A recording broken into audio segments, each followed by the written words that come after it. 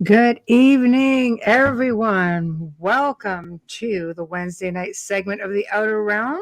Hope everybody's holiday was awesome. Ours was awesome. Ours was quiet.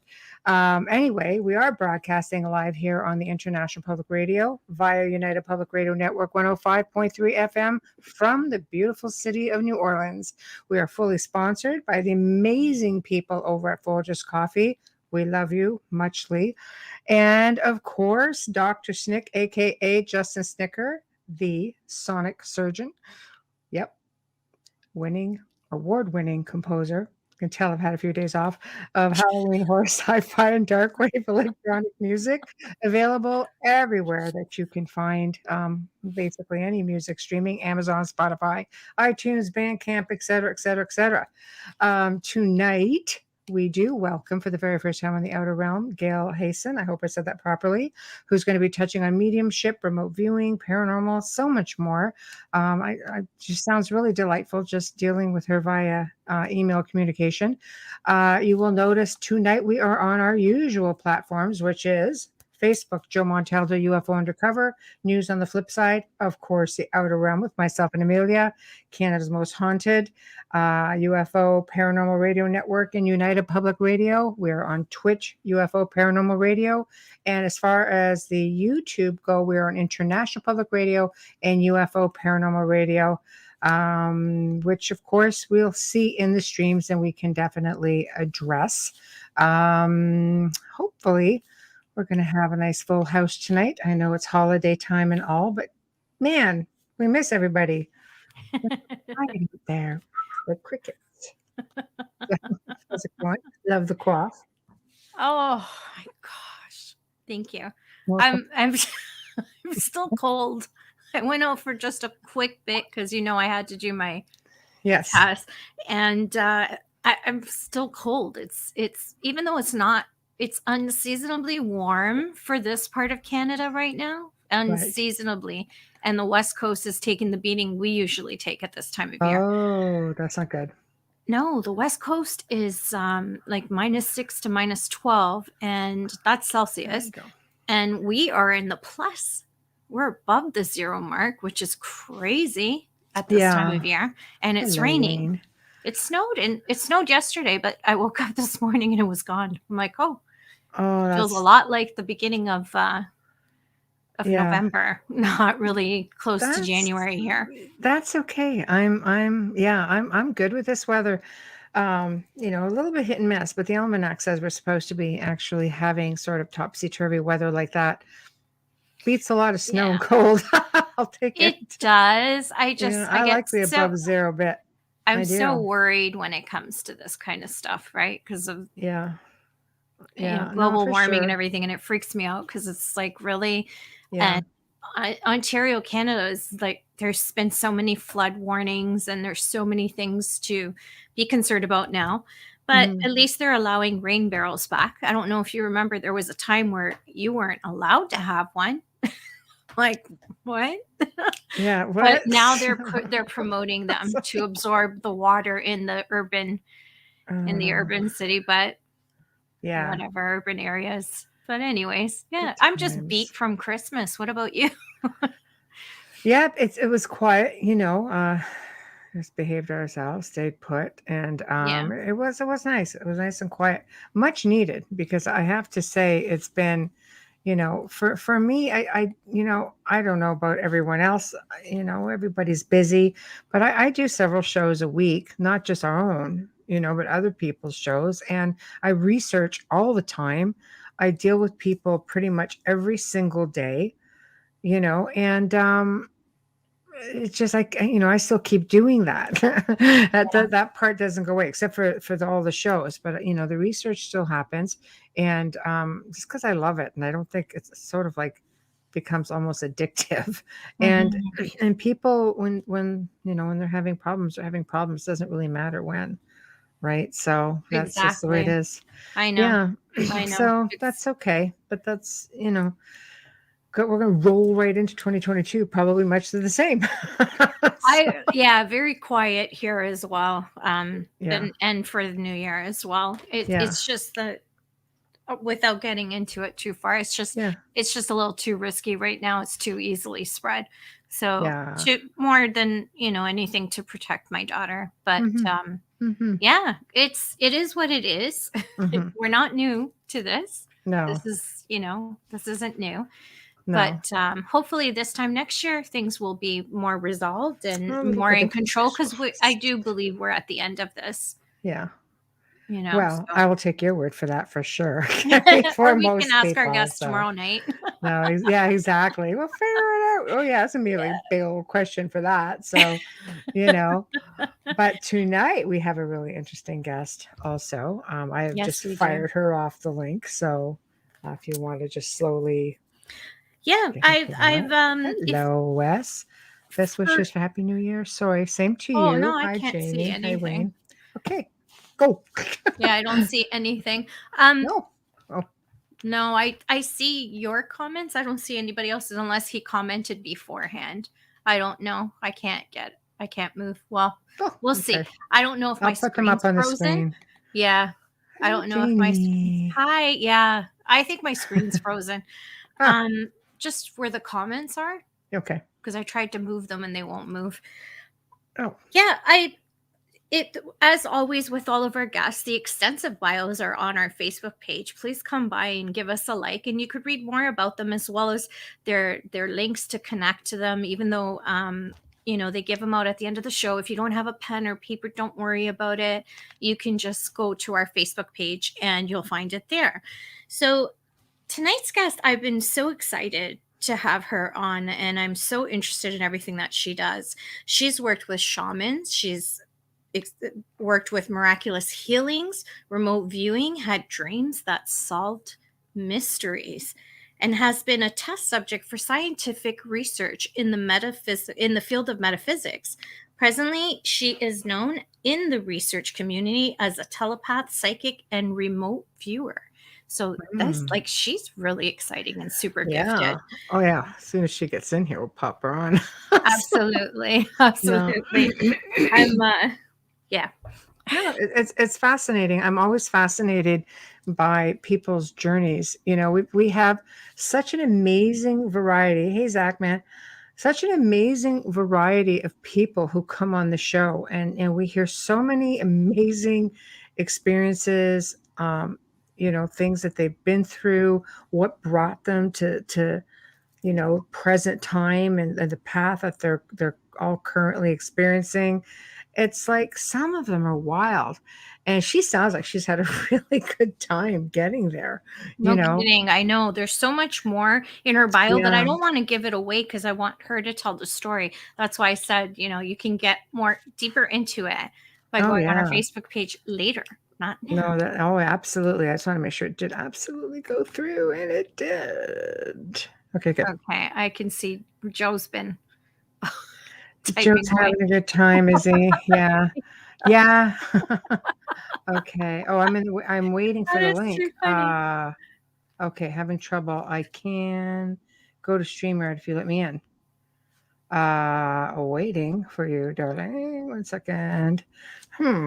We are waiting for you to arrive. Very strange. Does she need to click on the link? Yeah. Okay. I would think. We were waiting for you to arrive. Having trouble. I can go to StreamYard and I'll let you in. Joe, you need a nap. I know. I'm going to send the link again. Paste. Here it is. It is. I can't type, people. Bear with me. Hi, Rick. Rick, I can see everybody. Hi, Rick. Hi, Zach. Hi, Wes. Hi, Janie. Hi, Wayne. Okay, there Not that I wouldn't have said hi anyways, but at least I can see everybody's name here. Yeah, I just don't know what's happening. Yeah, Was she aware that she needs to click on that link, or I sent it. Yeah, I'm not quite sure. I sent it again. okay. We'll see what happens. Here it is again. All right, let's do it. So, oh my gosh. Yeah, so I need to Okay, dim the so light because it's everybody in killing chat, me. waiting on the guests. So, how was everybody's Christmas? What everybody do? What'd Anything you get? exciting? Yeah, what'd you get? We want to What'd know you what get? Santa brought you. We're nosy Nellies. Tell us. No. Oh my God, I see no evil, speak no evil. Okay, Joe. Oh, you're going to hear all kinds of it when the show's over. So, oh my gosh. Okay, still That's it. waiting. Still waiting. Hold on. Rick, I read part of your chapter. Looks really good. If you're still listening, I'm not sure if you're still there, or you just said hi and left. I'm a streamer. It says enter studio. Okay, then Click enter. click enter. Okay. So she just missed a step. Yeah, that's okay. Okay. I like. Zach, Did you hear that in my email? Gift cards, alcohol, great Christmas overall. I know. You sound like you're ready for New Year's already. Socks and underwear are always good. No, I know. This is awesome. Well, I think she's close, the guest, because she's click enter. All I have to do is click enter to come into the studio. Yeah. Earplugs in and close my eyes. You're funny. Oh, Joe, you are amusing. You are amusing. Oh. There we go, right there. Yeah. Put earplugs in and close my eyes. We're still going to razz you, just so you know. So, yes, we are. After you give us our numbers. Yeah, that's just true. I don't want to hear anything about we won't not do knowing anything either. before that. No, We don't want to piss exactly. you off. Exactly. Oh my gosh. Am I the only one who's carved out over Christmas? Like, seriously, if I see another carb, I'm going to fall off my chair. I'm like feeling, it makes you sleepy. Well, turkey makes you sleepy. I don't eat turkey. I don't like turkey. Backstage. But yeah. I don't. Does she have the wrong link? Maybe send her another link. Maybe she's clicking on someone else's. I can't see anything because I'm on the other. Okay, I'm going to try this, guys. Give me a moment. And see what happens there. And for those of you that are not watching, I'll just keep yammering. So, what kind of food did you guys have for Christmas? I gained 5 pounds from all the carbs. Yeah, no kidding, right, Zach? I think a little bit more. I put on a pair of size 4 jeans, and I was like to go out today. So I think chocolate went a little too far. Okay. Yeah, I don't turkey. Your bone and rib. Oh yeah, baby. Okay. I don't even know what you just said, Joe, but yeah, I'm not a fan of turkey, but I do eat turkey deli meat. I just don't like turkey. Yeah. I'm not big on that. No. I'm not big on that. Our tradition is on Christmas Day is lasagna, so that's what I made, and that's why I'm still tired because I kept eating the leftovers. So Zach, I think I'm past your 5 pounds. And if you're doing keto, you would have gained 5 pounds just looking at the food. Oh yeah. Christmas, because that's all it takes to gain weight after keto.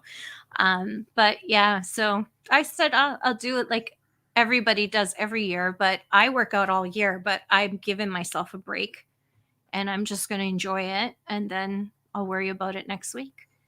So for our paranormal people listening who are in chat, have you guys had any increased paranormal activity? Yeah. Over the course of the last couple of weeks? Because I know here in the house, absolutely. Me too. Yeah. It really feels like I tend to wonder if the spirits of the house here, because they're still very aware and if they still celebrate, because we've seen all kinds of stuff on the cameras, even like when there's nobody here and the cameras keep being set off and then you're looking and there's all kinds of crazy things going on, Yeah.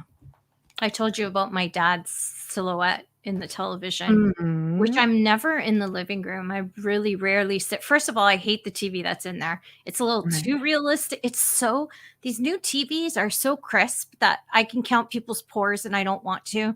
Right. So I hate the television in there and I just sat down for a minute because I was talking to John and Savvy and I just sat down for a minute. Right. And because they're always watching sports in this house, especially when you got a kid who's in the industry, so in the field. But anyways, I just sat down for a minute, and as the TV went black to go to the commercial, I saw my dad's silhouette, and I was talking about something that he would have had a say in. So that was pretty interesting. How are we doing with Oh, Gail? she's struggling. Is she on Chrome? Mm, mm, That would be the only reason I could see her not having not being able. And you obviously resent the link. yep. I Yeah, know. I'm You're thinking thorough. that's what her Michelle's issue thorough. is So there. if you can't get in, it's something on your end. Yeah. Yes. So we will just have to bear with it a little bit. Yeah. So Yeah. tell us if you had any experiences. Yeah, come Let on. us know in Paranormal chat. peeps. We've got That'd be Rick interesting. McCallum and Wes Coleman I and think Rick just said hi, Wayne's in there. ladies, and left. Oh wow. Wow. Rick's 3 hours behind, so he's probably having dinner. Yeah, this is true too. This is Yeah, true too. he's in LA, so he's probably having dinner. Yes. But Yes. Well, I yeah. don't know. Like I said, here it's been active in this house. Hear all kinds of things going on at night.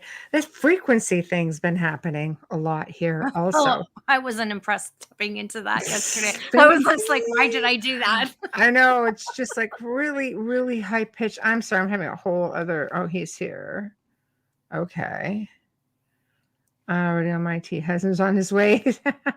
Oh, that's good. All She's right. got assistance. All right, hold on. I think she's just missing a step. Okay, we are waiting. Because if she was using a different browser, it would have told her. Oh yeah, for sure. Popped up and said something. So I completely agree. Us. I completely agree. Oh, there she is. All right. Yay! Sorry, my husband had to come in. Hi. That he had to come to your rescue, did he? At least you have someone who can help you. You're good.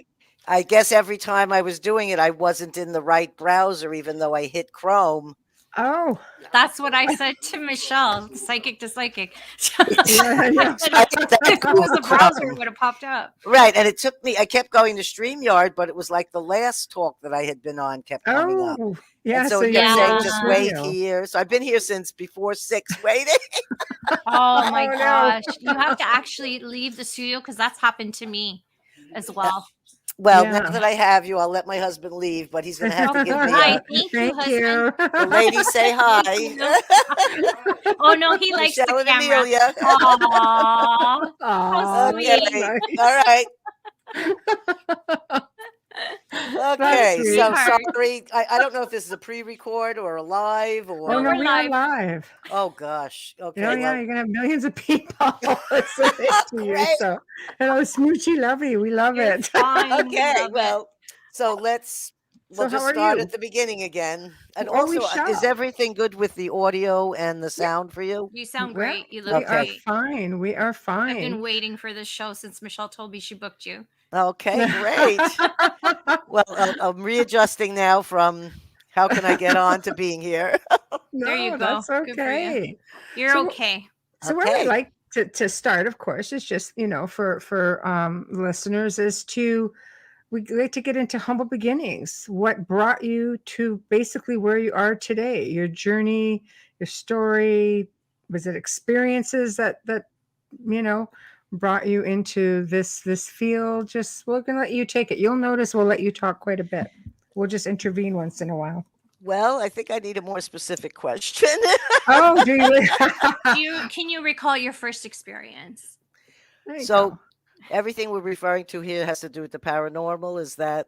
No. Whatever Oh, you okay. want to talk about, it's your stage. It's everything. Yeah, we have people from all walks of life come in here, top of their field. So you have a wonderful Okay, bio.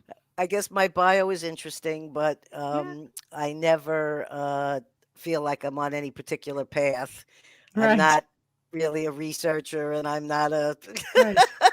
I've been a But- subject in experiments. Right.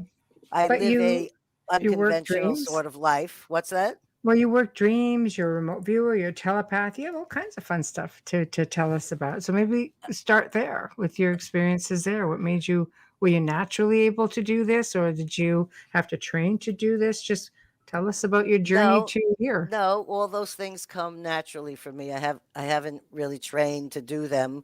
I Right. did take a mind expansion awareness course when I was a teenager. And this is the first time I'm using headsets, and so it's a Oh. little different. I'm not sure if I like it or not. Oh. Anyways, because I can hear myself kind of muffly talking. What you can Right. do is leave your left one on where the microphone is and just flip the other one up a little bit away from. That's what I do when I wear a headset. I use think one like a phone and I slide the other one back. Leave that one Oh, on because you have your microphone. right. Take the other side, the opposite side, and just slide it off your ear. There you go. All right. You feel All better? right. Is that better? Oh, that is different. Yeah. Oh, much A lot better. of years on a stage Okay. singing, Yeah. just saying.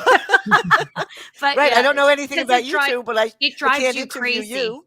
Yeah, it drives you crazy when you have Yeah, it sounded very yeah, muffled. I I'm not understand sure. that. I may go back to the just computer. Anyway, so uh, when I was a child, I had unusual experiences that seemed sort of normal to me, but it was only in finding out in later years that other kids and things didn't do necessarily some of the things that were happening to me. And I would say I would begin that with at a very young age. I was doing either astral projection or out of body, but I would sort of leave my body and travel around and see the people sleeping in my house and see myself sleeping. And I thought that was normal, but I came to find out that wasn't until I've been on shows Oh, like these where I found other comrades who, yes, that's what they experienced as a child also. So I don't wow. think it's that uncommon. I think it's common. It's just a matter of the memory Mm, or the person not forgetting that that had happened to them as a child. mm, As a teenager, I was involved in something called mind dynamics. That was a awareness mind expansion kind of a course, mhm. and it taught you how to go and do medical diagnosis on people's that weren't present in the room with you. So it was something you were doing at a distance, Wow. but there would be all the information written on a card that would tell you whether you were accurate or not on the person's illnesses. And I Mm, did that for about 2 years from when I was 16 till about 17 and a half. And I would do it, you know, on stage. I was a volunteer in the organization, and they would use that sort of information to sell the course to other people to take and say, you know, after 2 weekends of this course, you can do this diagnosis also and work on healing your friends or healing your family or healing distant people you don't know. So for that couple of years, that's what I was doing, which was doing, you know, distant healing on people and doing demonstrations in hotels and places in front of large groups of people so they would sell their course. But mhm. what it did do was give me lots of tools and open up and show me ways that I didn't know that I was capable of doing things that were natural for me. But now all of a sudden I had skills to do other things like medical diagnosis. Right. But I stopped doing that when I was 17 because I had a very negative experience doing it where I was feeling like I was starting to get possessed by someone who was dying. And Oh, so after that experience, I decided that for the rest of my life, I was never going to do anything except for the natural things that happened to me. How And there were did you wow. plenty come of about them. how did you come about realizing that someone who was passing was trying to step in? Because I saw, well, it's very difficult to explain because it was a dream. I had to do an exorcism to get them out of my field or whatever the energetic thing that they were doing to me. And during that type of dream, that was really more than a dream because I had all of my senses in it. Mm-hmm. In that time, I saw exactly the place where I had done the healing on this person was part of the dream. And I could see the person in the dream.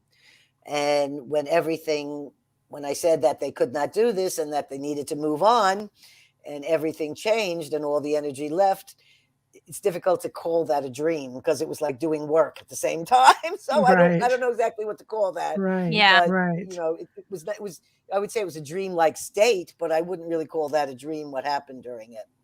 So Mhm. then I just had lots of experiences where you know, like I know it's not a great thing. You can call them blessing or curses, but often I can wake up and like know that someone I know has either been in danger or has died, or sometimes I physically can feel what it is. And these are, I don't have a shingle hanging out or any of this kind of thing. These are just my regular everyday living kind of experiences that happen. Mm-hmm. So I just did those until 1998. And then in 1998, through my husband, who you just saw walking out the door, who helped solve my IT problem. Can I hire him? Oh, he's wonderful. He was working at a company called Interval Research, which was founded by Paul Allen, which at that time he was one of the richest men in the world. And it was a research and think tank place with all non-disclosure. So you didn't know what was going on in the place there. And two gentlemen who have been in the field for a very long time. I don't know if your audience knows them, but was Dr. Dean Radin and Russell Targ. And these are two men who have been working in the fields of parapsychology and remote viewing and many, many different things in this field, have written many books and talks. And they were starting a project there, a secret project called the Phenom Project. And when they were starting this project, they were looking for subjects to volunteer within the company to do this. And my husband volunteered me by telling him some of the stories of what it's like to live with me. What So a after guy. he told Throw you them some under of the my bus. No, That's he's stories, it. supportive. yes, He's they said supportive. yes. He understands. Yeah. Right. Yeah. I have to say, it does make a difference when your partner.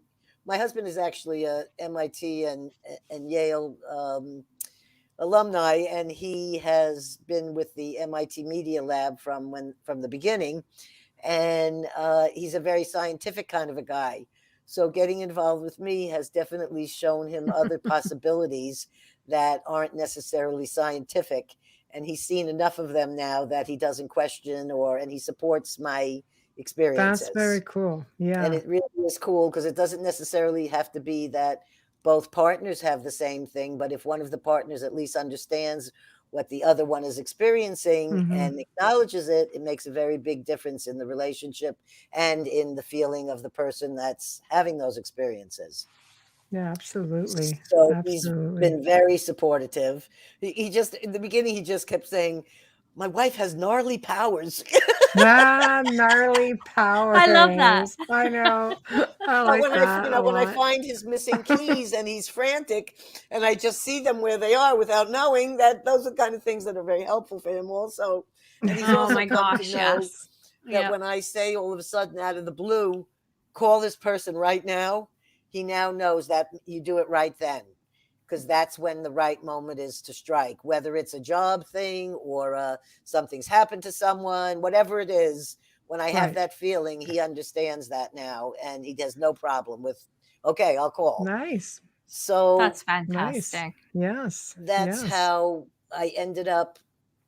I had never thought I would do anything professional or any of this kind of stuff ever again after I felt sort of used by that organization, after I'd done hundreds and hundreds of medical diagnosis cases for them, volunteer for free, and they were using it to make money. If they weren't using it to make money, then it would be a different feeling. Yes. Yes. Yeah, it's So different. It's the integrity. exactly. And Yeah. so what happened with the next experience was I was not to be paid any money. It was a volunteer thing, but it was for science. And it wasn't for anybody to make any money. And it felt like, that I could do. You know what I mean? I mean, I had Right. no idea what they were going to ask me to do, but I was offered myself up to whatever experiments they wanted to do. I was happy to participate in any of them. And because of there was a lot, all kinds of different experiments that I did during that time, and still have done, for many years now with them. It's taught me things about myself that I didn't know. So I'm really grateful to them for inviting me into this kind of a situation. And then again, to be able to learn that, I can tell them what a picture is that's not selected yet, but they're going to show it me in 2 hours and nobody knows what it is. I didn't know I could do that, Right. Also cool. That's Yeah. awesome.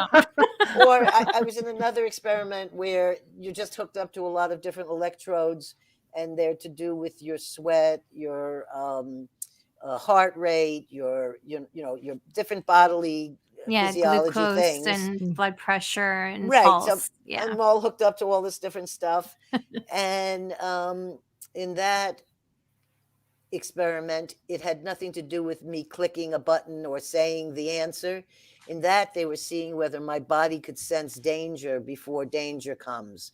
So you would look at a group of, say, I can't remember, it was about 40 photos or something. I'm not sure exactly. And they flash by for a few seconds. It's not a, like, it's not like you're looking at the picture for a half a minute or 2 minutes or something like that. It's quick. Yeah.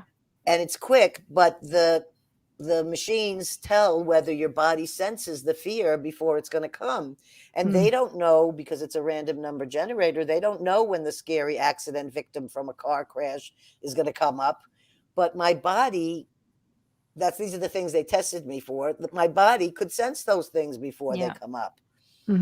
I think it's a very similar feeling to anyone that's a mother or has experienced the fear of a child being endangered, or them knowing exactly, or preventing them, or, they get an adrenaline rush and they grab the kid before the car gets them. It's that same kind of, all these things. Everybody has all these things. It's just a matter of how much they are opening up to the ability to know that, oh, the more I listen to my inner voice, the more I can be directed with intuition, say, than my actual mind's direction.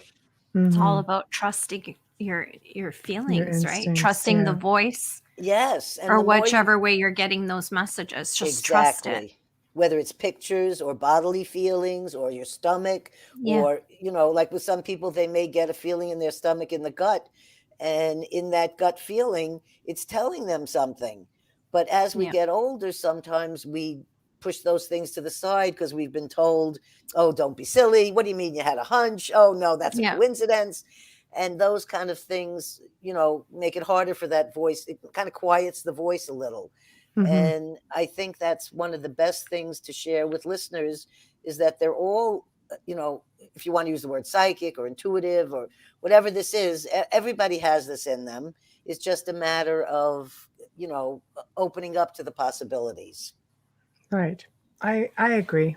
I agree. There's, a lot of people who theorize out there that, oh no, we're not everyone is gifted. But I do agree with you. I am of the same mindset that everyone has more than the senses that they're taught, that there are other senses. And, as children, they probably use them.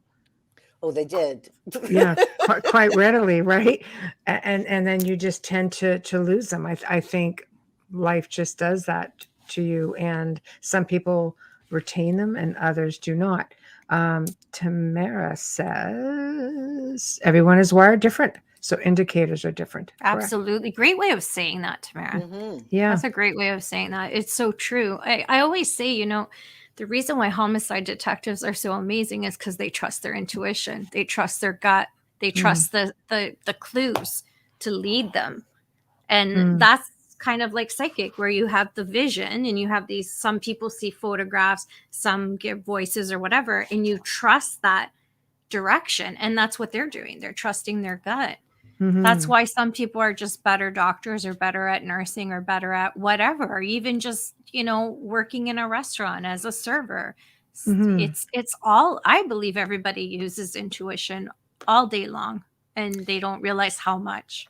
In fact, to back your thing about that, what you're saying, Russell Targ often talks about the story of how they found this gentleman called Pat Price, and he was one of the best remote viewers that they were working with during the 20 years of the secret program at Stanford Research.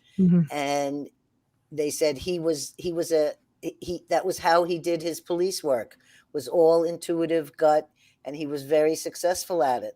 So when they decided to teach him remote viewing, he became one of the top remote viewers that they had, because he had that skill already developed also from being in the police work. But not all police department people are like he was.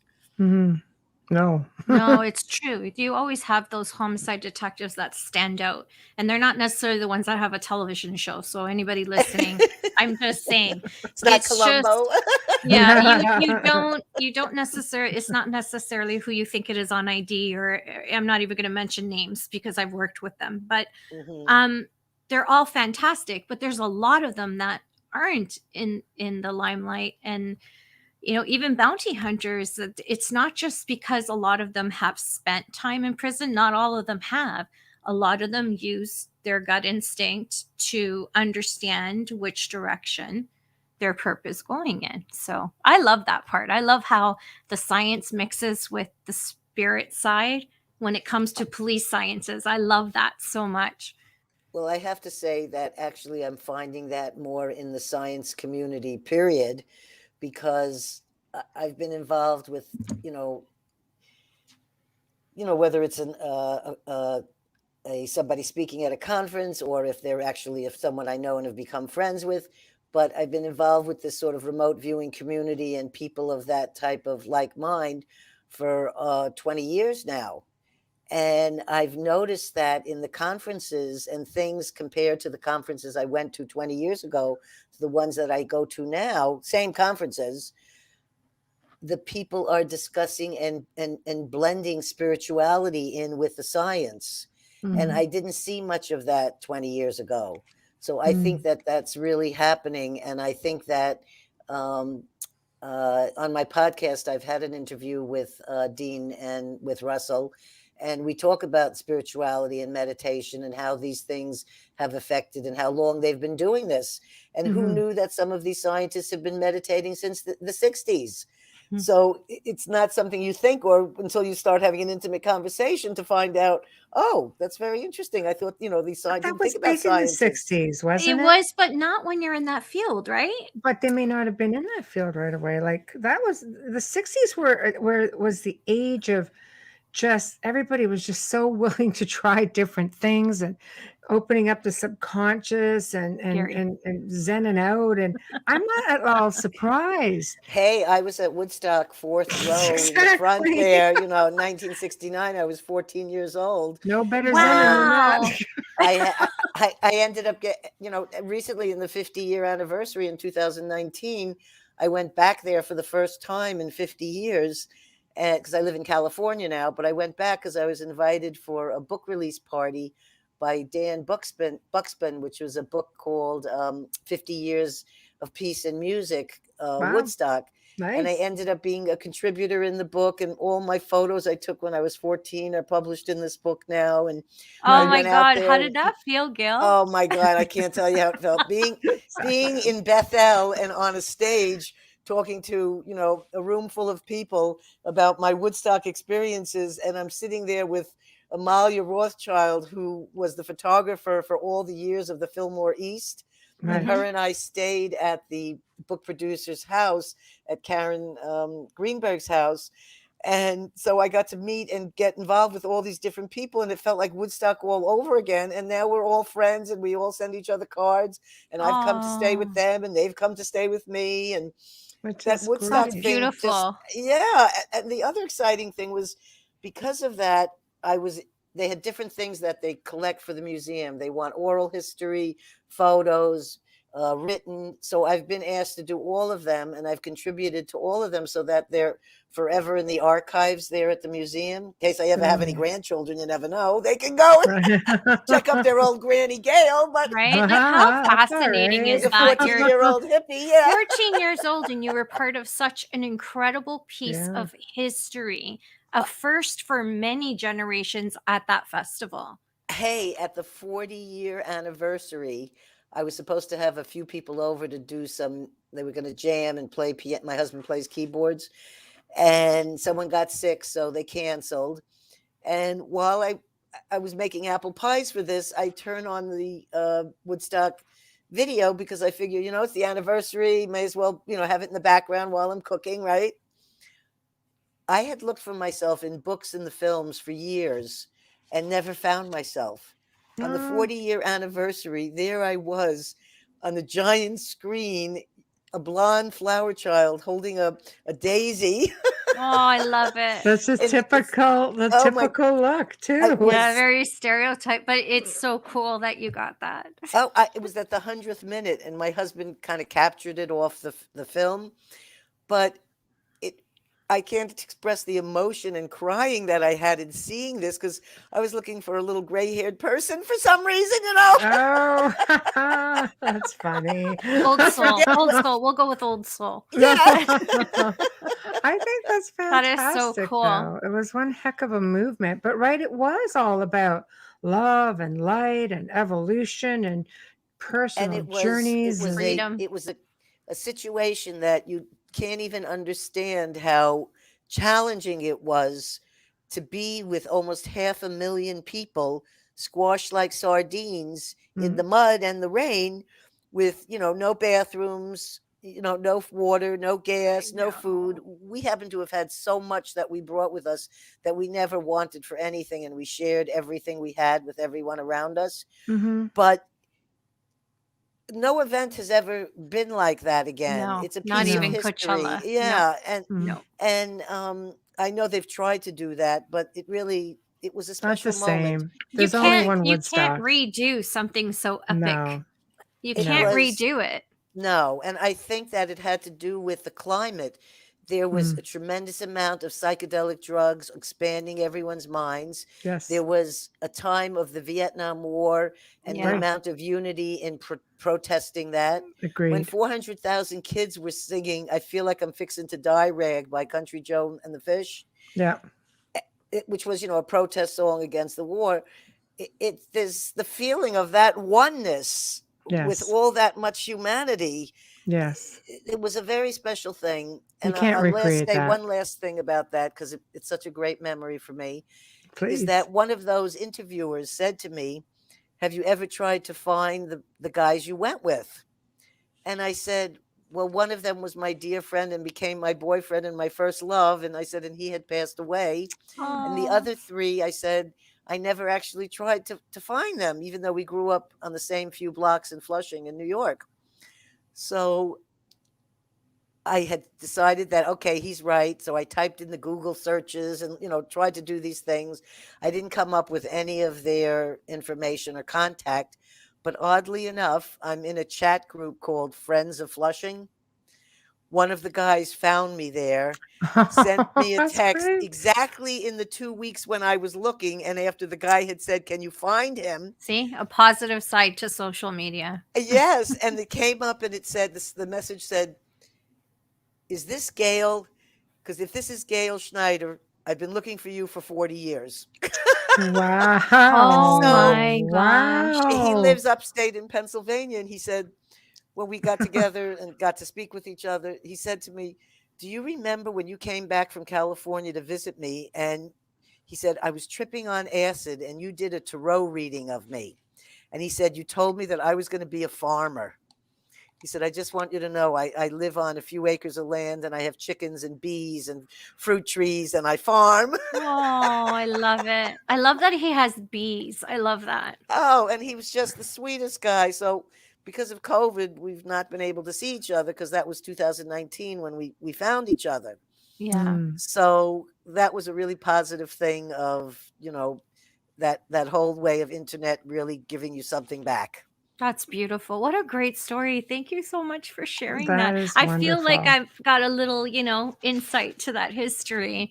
Mm. That is awesome. But when you think about living in that time and having that kind of an experience, it's, to me, it's not uncommon to think that people would have been meditating and getting involved in all kinds, especially with the psychedelics. So that opens you right up. You're going to see all kinds of things, right? Not necessarily everybody goes, "Oh, you're hallucinating." It's not all hallucinating. It's opening up No. your subconscious and really seeing, opening up your mind's eye, So here you I are. didn't even realize then, but my husband, wasn't my husband then, we knew each other when he was 10 and I was 12. We met in the 7th grade, Right, but I didn't see him or know anything about him for 20 years. right. And when he called and we re-met again after 20 years, Right. he said, "I'll never forget, you asked me to go see Swami Satchidananda. He said, and I had never been exposed to any of these things, and you took me to see Swami Satchidananda.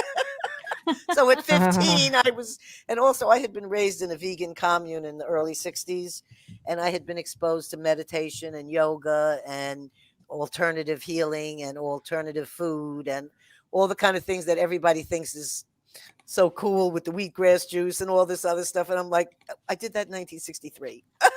I don't want any Right. wheatgrass juice now today. Right.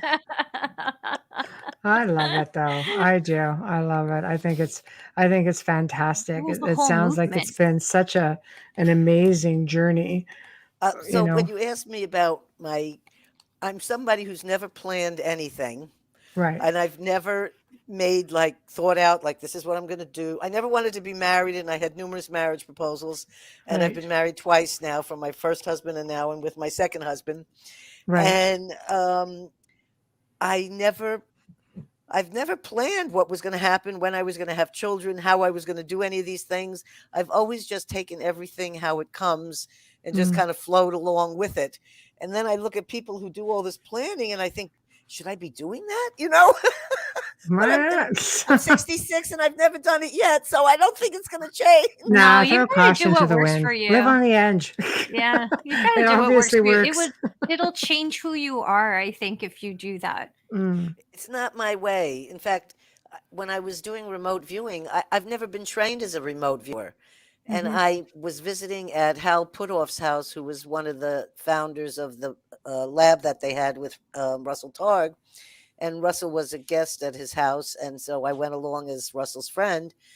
And I asked Harold to the side, I said, Hal, tell me, should I be taking remote viewing classes? Or, I mean, I'm doing this for them, but would I get better? Should I do these things to get better and do a better job?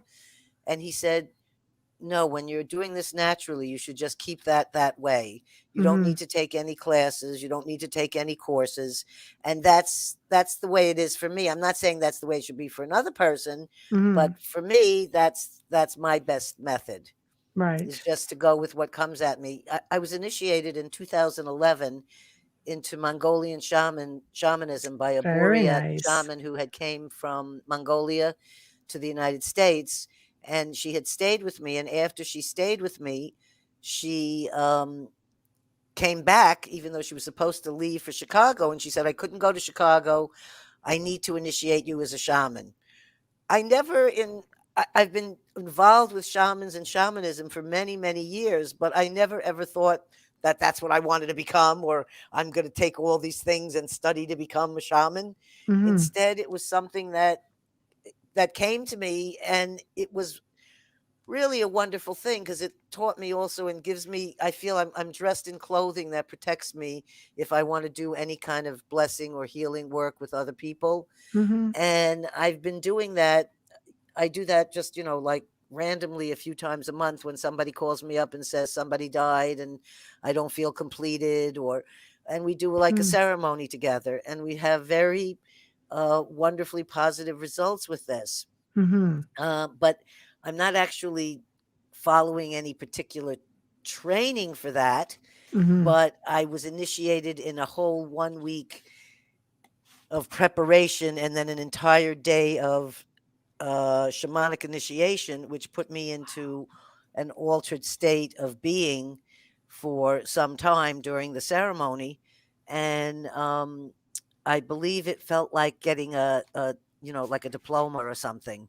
It just was the Right. most wonderful experience that I didn't realize until I had it, how Right. grateful I was to be acknowledged in that way.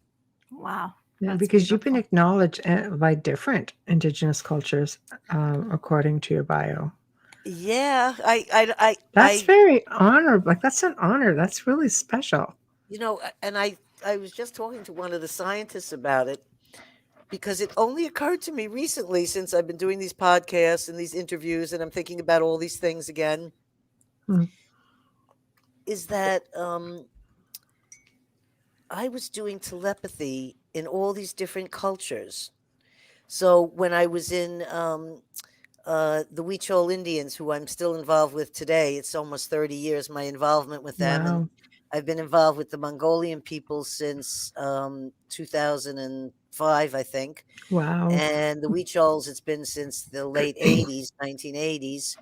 And I'm still involved. It's not like, oh, I had this one visit and we had this experience. No, it's been a lifelong thing of friendship and relationships and experiences, Mhm. and a closeness like family. So I was interviewed about my Mongolian shamanism on Jeffrey Mishlov's Thinking Aloud show, which is a fabulous show, New Thinking Aloud. And I realized that when we were doing this shamanic initiation at my house for 7 days, we had no translator. And this woman doesn't speak a word of English. And the only words I know in Mongolian are, thank you, and which is bayatla. And, when you answer the phone, you say san banu. Other than that, that's my words. How could I possibly know what she wanted and do what she asked for 8 days? But we Wow. did. And we sewed all these snakes we had to make. It was laborious. It was labor intensive, mind and Right. body. Right. And I didn't know until a film crew came here from the University of San Francisco that were Mongolians who were doing a project on Mongolian shamanism, and they came up and filmed up here, and they did an interview with her and I, so I had an interpreter all of a sudden. And I liked when he asked the shaman Zagda, how did you talk to Gail when you don't speak her language? She said, I would just see Gail and she would come inside my head and I would tell her what to do and then she would do it. Oh my gosh. That is so cool. I love So that though. it made me realize that telepathy can't be just about words because, Mm. whether listeners believe this or not, I have read people's minds many, many times, but and so that's something I know I can do, but it's in English. How did Mm. I do all these relationships in other languages? And when I traveled to Mongolia and I was there and we had no translator and I was there for close to a month, at one point when a young translator came and we'd start to talk, she'd say, you both just said the same thing. There's nothing for me to say, she said. Oh my gosh. And I love that. I the more love that It's that. you knowing. immerse, it's immersing. Like I immerse into the culture and the people somehow, Mhm. and it has nothing to do with those words of vocabulary. Something else is going on. So I mentioned it, I think it was to Jeffrey Mishlove, and he said, "Yeah, that there isn't anyone who's has to fund that for the researchers to be able to do the scientific research about what is going on there, because there's something different going on if you can do that much communication."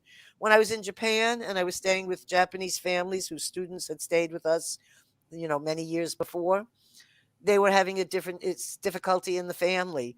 I figured out everything that was going on, knew all the things, and I don't speak a word of Japanese,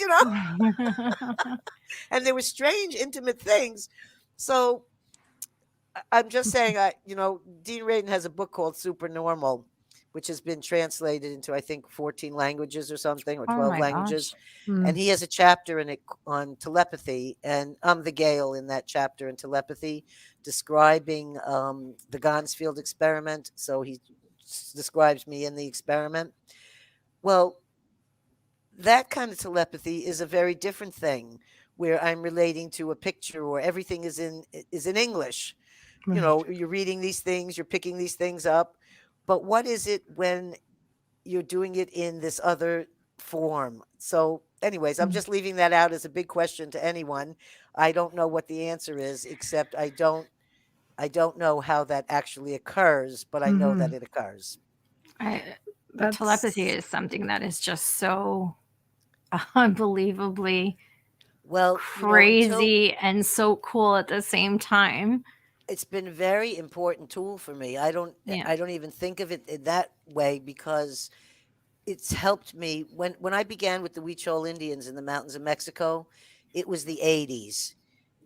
I was at 10,000 feet elevation where you can only get there by foot and burrow, and it took wow. 16 hours to get there. Wow. Now they have electricity going there. There was never running water. They have running water there now.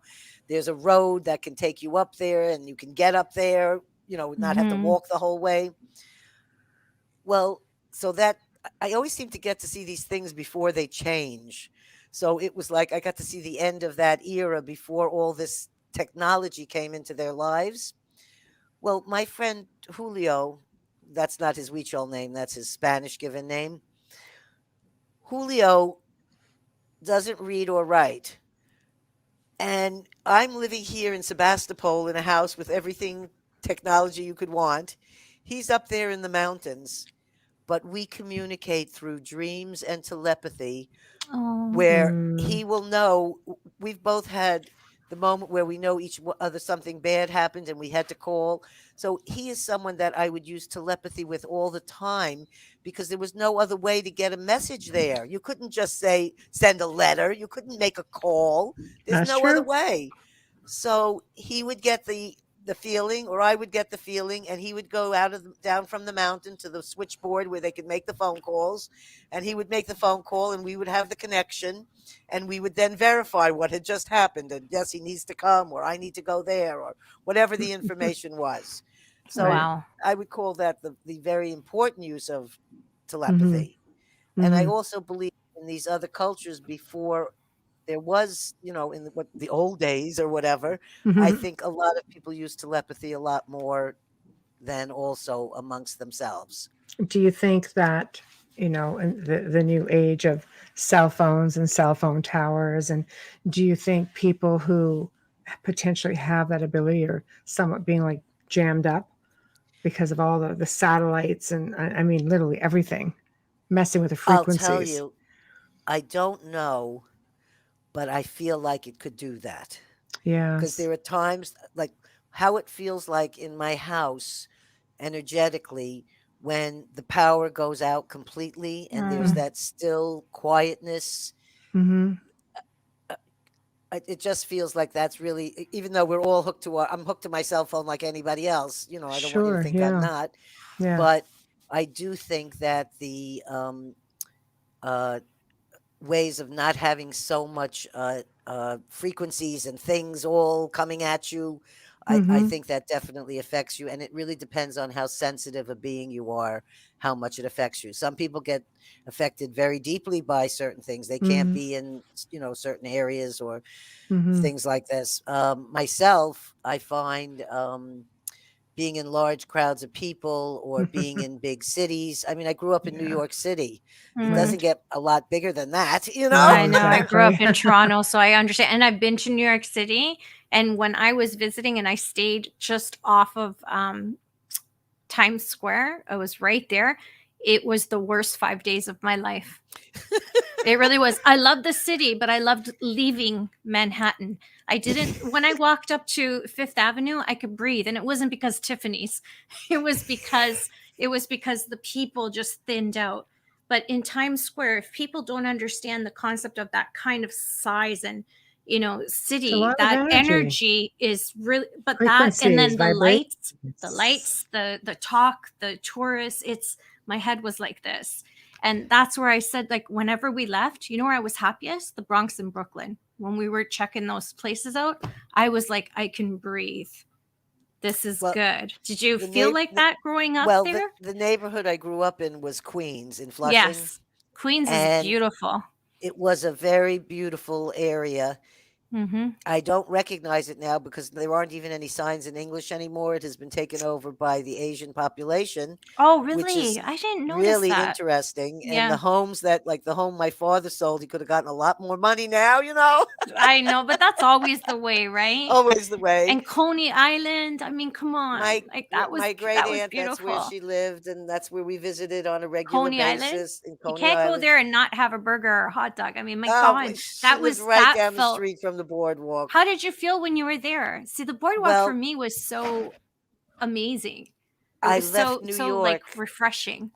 I left New York when what happened was my dad had dropped out and grew his hair long and got a pickup truck and took my two brothers and told Mm. my mother he's going to go to California and he's going to find a place to relocate. Mm. And I came out to visit him. I was in high school. I had just had the Woodstock experience. And he picks me up in this pickup truck, and I'm all dressed up like a New Yorker with, shoes with a, kind of a wide heel on it and a Yeah. long maxi coat and a long maxi dress.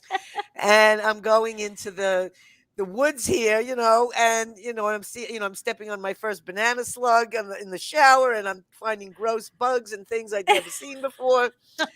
And it's all communes, and everybody's all living together, and everything's a crash pad. And my dad loves this whole lifestyle, a gypsy kind of lifestyle. And I had never seen that type. I'd never sat by a creek. You know what I mean? I'd never heard the sound of running water. I never went to camp. So it's like I didn't have a nature. I mean, our neighborhood was lovely with big trees and big houses. Yeah. But it wasn't, and I always hung out at a park nearby. So that's where I had my nature, was in that park. Yeah. So I went back to New York because it was I was in high school. It was during the break. And I went back, and I knew I could never live there ever again. It was in that exact moment. Yeah. I came back to the hustle, and back then it was very polluted in New York in the air. And I called my dad up and I said, I can't live here anymore, Dad. I want to come and live with you in the truck and live in nature and be with the trees and the For a medium, that's the best place to be. The best place and to he said, absolutely is. Yeah. I'll give you a one-way ticket. He said, you can't go back if you're coming. I'm not paying for a round trip ticket. Yes. And my boyfriend, who I went to Woodstock with, was dodging the Vietnam War, and he had received his draft notice. Oh. So he ran from the draft, and we ran away together and flew out here. And that's so romantic.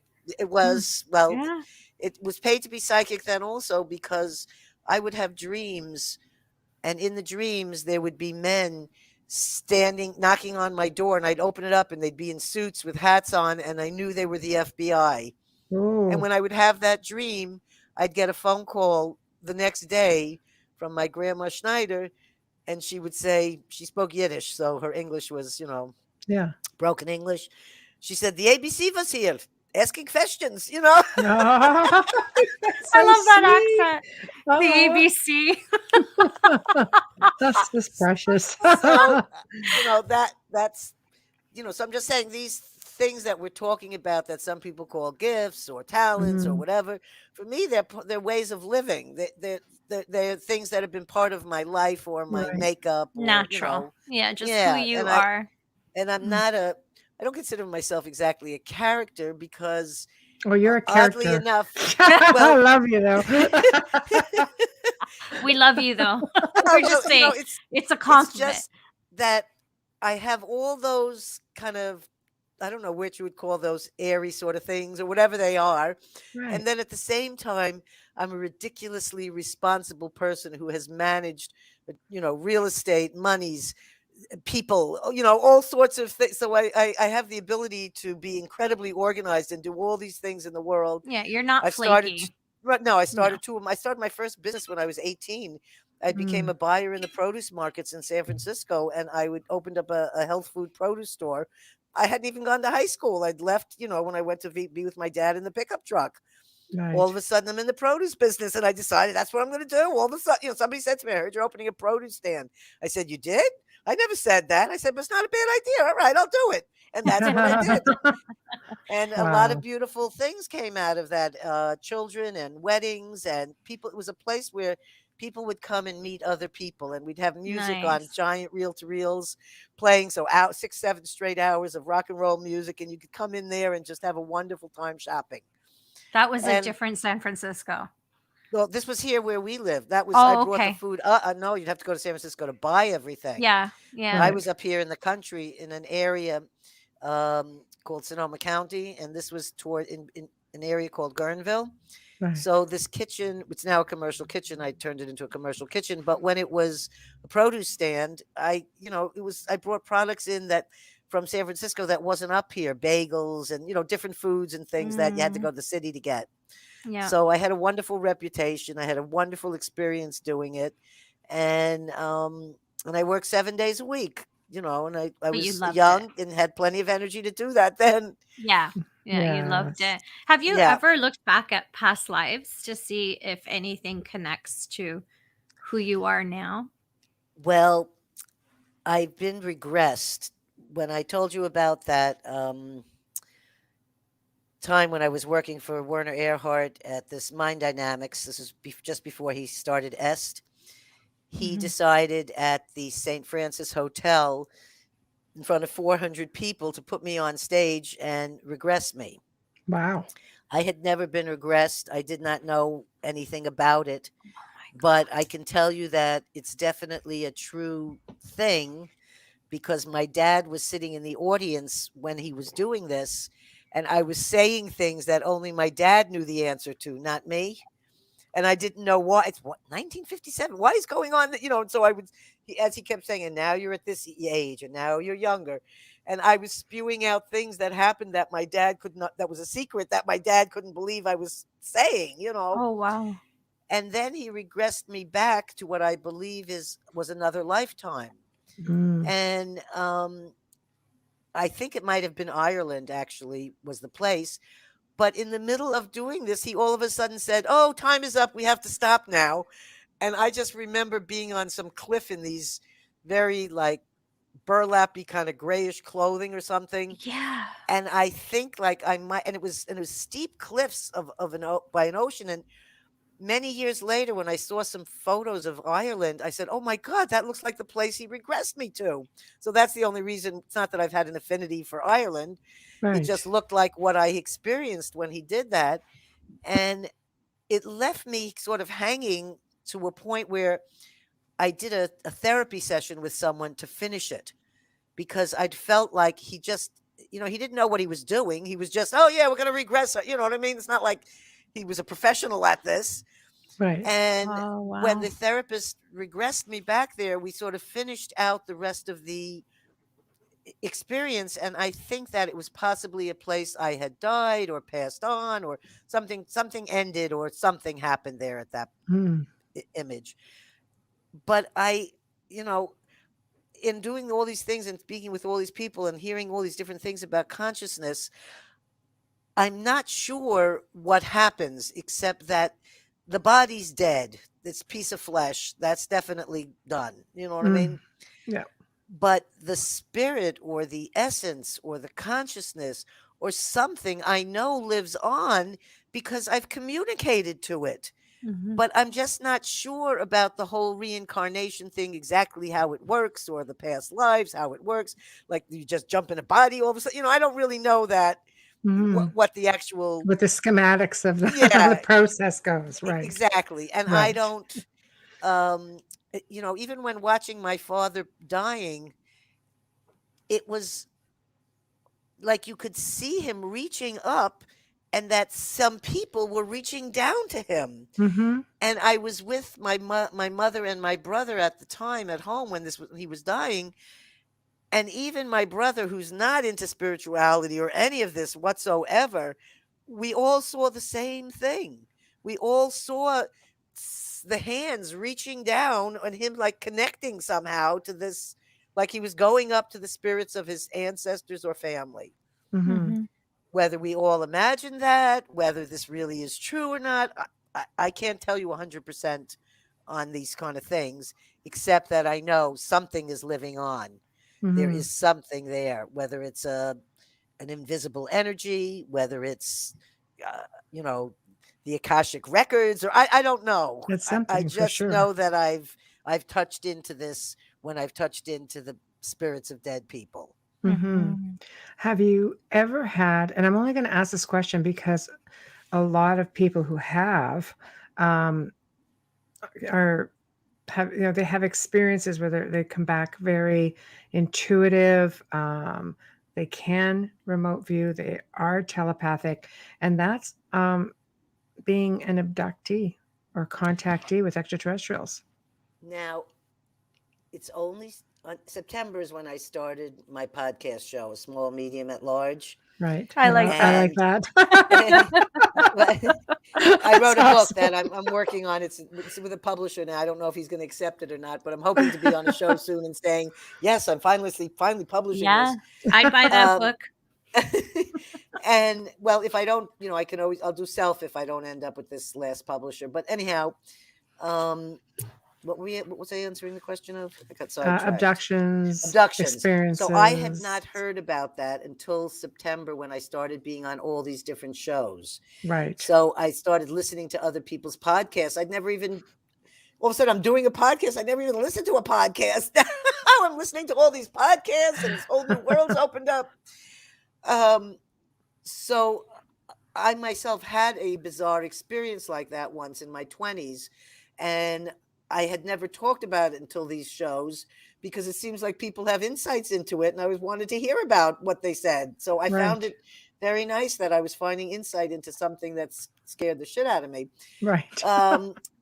But I would like to add to that list, because I'm not sure about the abductee things. I kind of hadn't, there's a part of it that gives me some sort of fear. But I can tell you for sure, near death, people who've had experiences with near death, people who have done psychedelics, these are all opening pathways. Yes. I think that's definite. There's no question about it.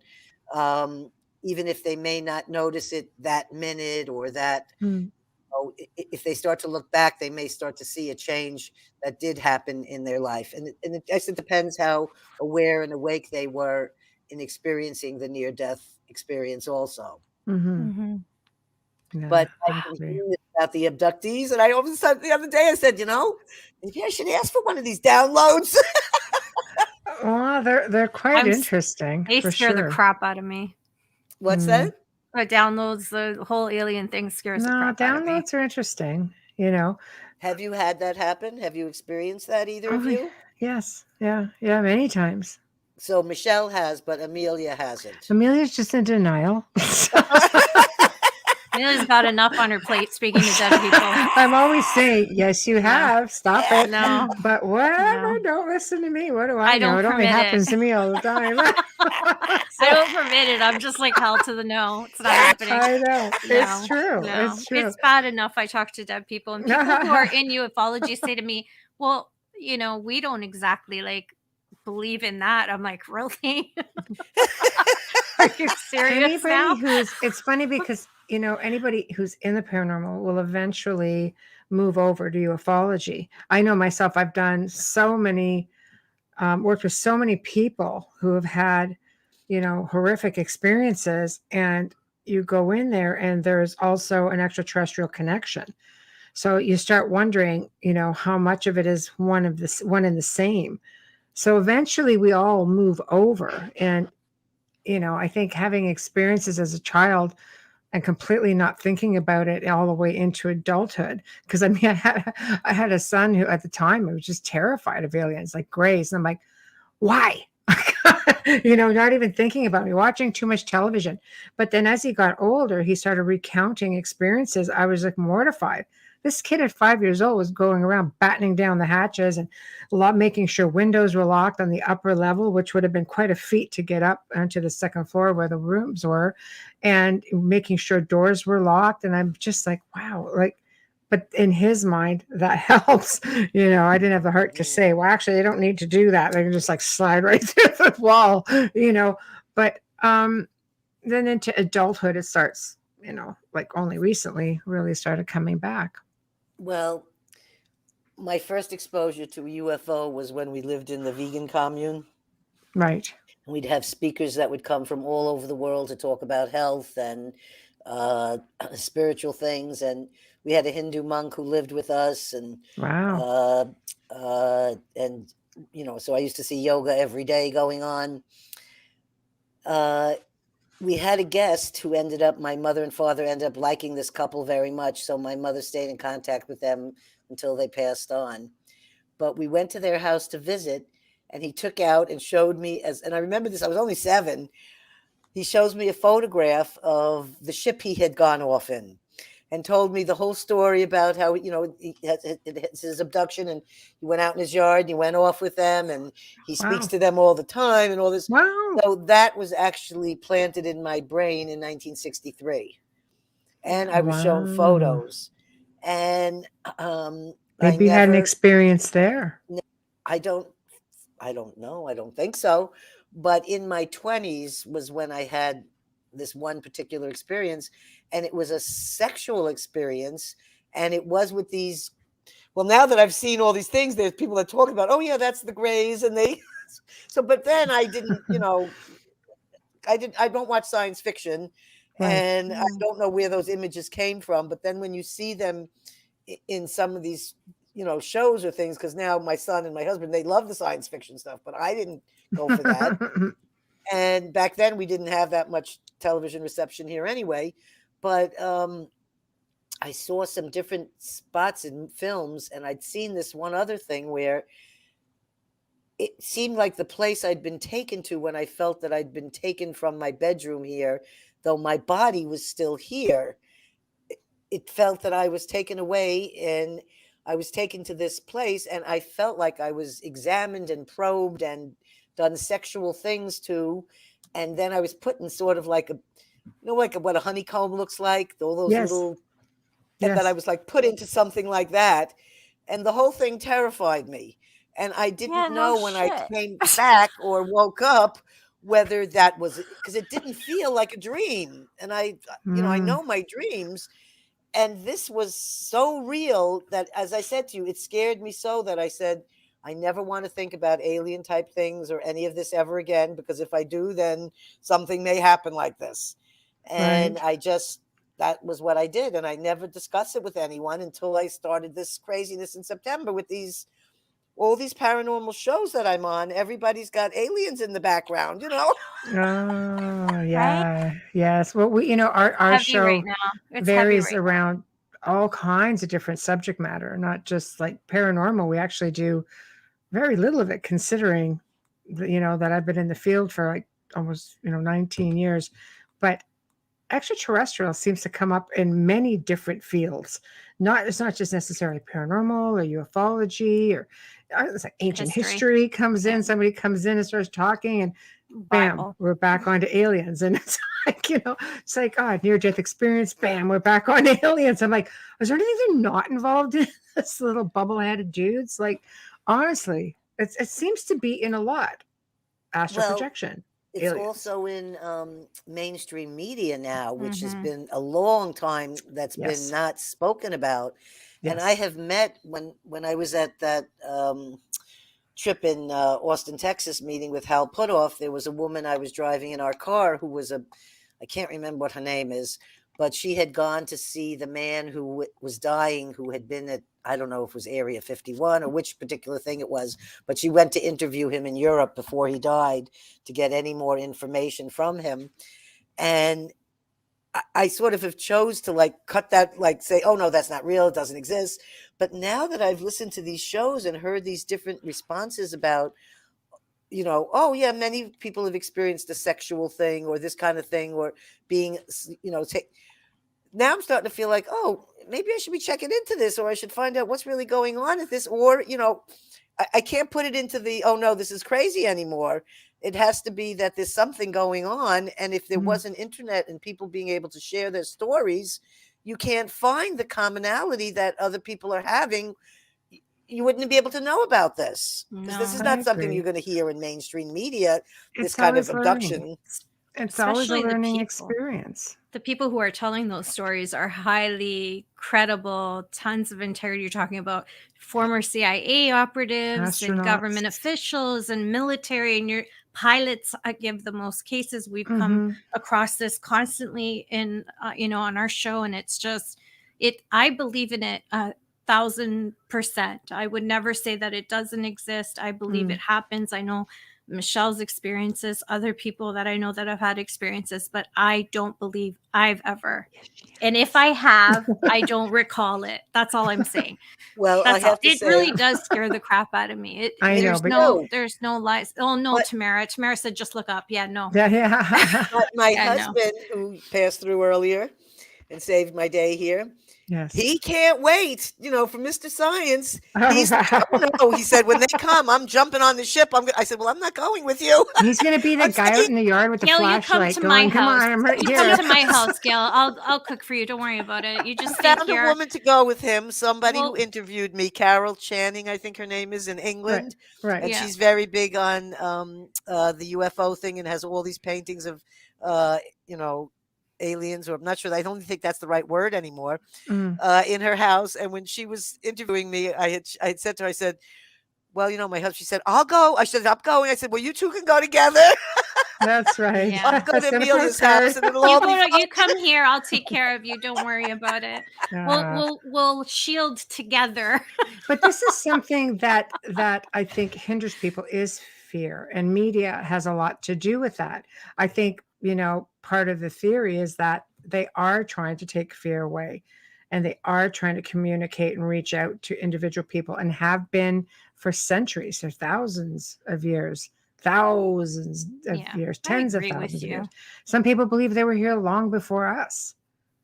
So I agree with you. like interterrestrial, basically inner here, or again, multi-terrestrials. It's just dimensional. Like, I don't know. There's a lot to it. It's all fairly interesting, but a lot of people who have abduction, history come back stating, all of a sudden I was psychic. All of a sudden I could read minds. I could hear things. I can communicate. I can remote view. I can tell the future. I can be just like, I just had to ask. It's because, you're kind of a full gambit there. So, Yeah, that's definite. I wonder if you're just not aware of it. Is that what happened to you? You were abducted, and then you found that all these different things became alive inside you? I've been very gifted. Well, I'm not telepathic by any means. I'm very I've had experiences since I was like a little child. Like, my mother remembers me talking about stuff at the age of like 4 and 5, but I have no recollection of that. Heck, they don't even remember anything now, because if I had to catch them in the act, I wouldn't even know what was happening. Seriously. So, but we do have to do a station ID and a sponsor ID. I've got the cup up there, so I know I've got to shut up and let her do it. That's how she knows, right? Because I don't want to cut her off. She's Thank got you. so many amazing experiences. You are listening to The Outer Realm with Michelle DeRoche and myself, Amelia Pisano. Tonight's amazing guest, and we definitely have to have her back on, is Gail Hayssen. And we are airing live through New Orleans on 105.3 FM radio. Bear with me, I don't have my notes. We are streaming live right now on UFO Paranormal Radio and International Public Radio, right? UFO Gods and Extraterrestrials Radio. There are many radios that we are streaming on. Come join us in the chat. If you're just tuning in, give us a half hour and come back and listen or watch from the beginning, because you don't want to miss any of it. We are sponsored, and we are so lucky. This gentleman is an award-winning composer. Dr. Snick, the sonic surgeon, is the voice and the magic music that you hear at the beginning and the end of our show.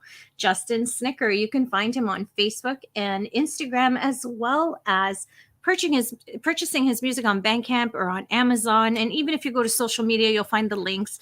Tune into any one of our shows and you'll hear it. Wait for the end and make sure you listen. He is amazing. He's got all kinds of music. We are, of course, from day one, and we hope forever, Folgers Coffee Crystals sponsoring us every time we're on. Thank you so much, guys. We love you. Perfect. We're back. And we're done. Hi, Cece. Hi, Cece. Interesting show, Gail. Yeah, Cece's probably going to want to write a book on you now. Anyway, yeah. So it's definitely interesting journey.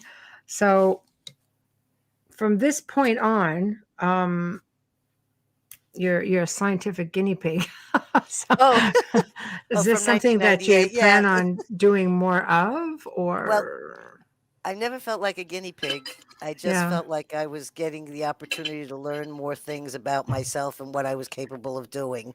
Right. And the relationships I have with the scientists that I've worked with has opened up all sorts of doors of interesting people and places and events. And I can't, I I realized I did do a lot of, a lot of this was all volunteer, Right. but I feel like I got back much more things than money from being involved these 20 years with these different It gives scientists. you more credibility working with the science community also.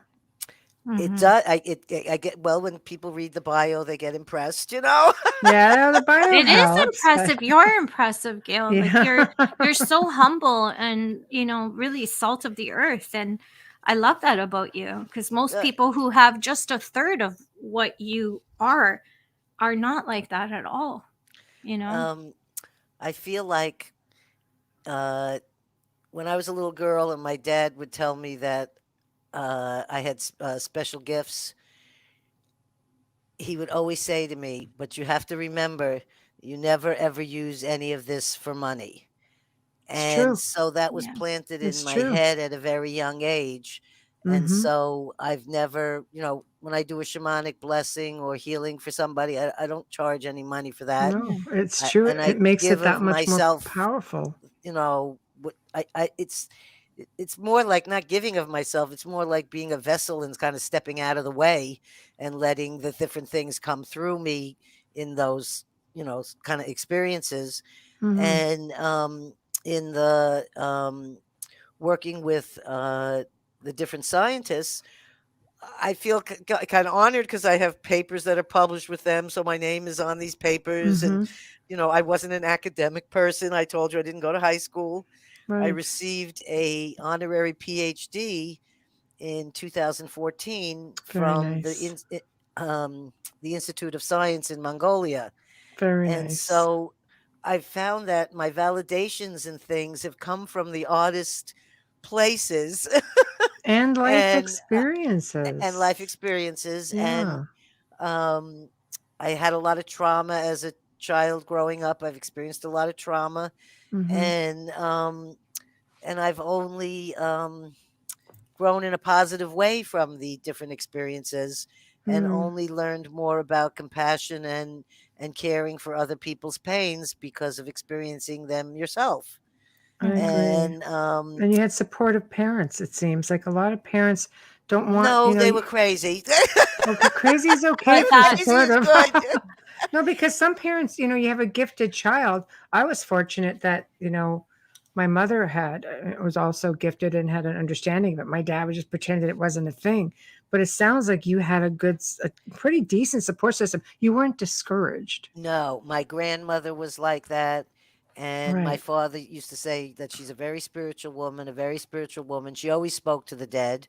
Right. And I I I understood her way. It seemed like it did not seem strange to me. So I am very grateful to who they were for that. I would have liked to Right. have not been raised a vegan, I can tell you that. Oh God, no. I have family members who are vegan. They're Are you healthy, still healthy. practicing vegan, Gail? Yeah. What's that? Are you still practicing vegan? Oh, absolutely not. No. No. Oh, you can come over then. No, my method is I think you should eat everything. Right. You Oh, know, wow. I love that because you've uh, experienced Because it. Amelia does. well, Amelia does eat yeah, everything. Yeah, it's very it's deceiving. Yeah. it's if But I do. I don't have good discipline when it comes to food, but if a person can give them, if nothing in excess and you eat, you could eat everything. You should be able to eat everything. Yeah. Also, I like to travel around the world if I can to different places, Mhm. and you have to be flexible. You don't want to You go there and do. say, well, all they have is sheep here. Well, I don't eat sheep. No, Yeah, exactly. I know see, but exactly. at that point I'd be vegan. Yeah, I don't eat everything. I eat Meaning I pizza eat a anywhere in the lot. world that I go. Just Yeah, I saying. I pick out When pizza and all french else fries fails, everywhere. eat the I'll tell you pizza. the most unusual thing I ate.